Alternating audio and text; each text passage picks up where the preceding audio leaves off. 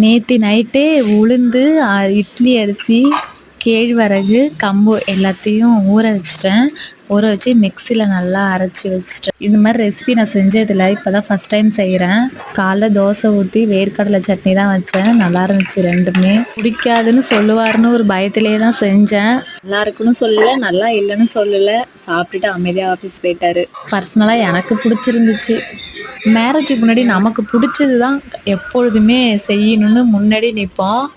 நான் அப்படி தான் நிற்பேன். மேரேஜுக்கு அப்புறம் டோட்டலாக தலைகீழ லைஃப் ஃபுல்லாக மாறிடுச்சு. எனக்கு காஃபி தான் பிடிக்கும், அவருக்கு டீ தான் பிடிக்கும். மேரேஜுக்கு அப்புறம் சரி டீ குடிக்கலான்னு சொல்லிட்டு காஃபியே விட்டுட்டேன். எதிர்பார்ப்புகள் பார்த்திங்கன்னா நிறையா இருக்கும். சில பேருக்கு எதிர்பார்ப்பு பார்த்திங்கன்னா நம்ம இப்படி இருக்கணும் அப்படி இருக்கணும் எதிர்பார்த்து நம்ம இப்போ என்ன லைஃப் வாழ்ந்துட்டு இருக்கோமோ அதை அப்படியே டோட்டலாக நம்ம டேமேஜ் பண்ணிடுவோம். நடக்கிறது நடக்கும், அப்போ கண்டிப்பாக நல்ல விஷயம் நடக்குன்னு சொல்லி இப்போ இருக்கிற லைஃப்பை நம்ம அழகாக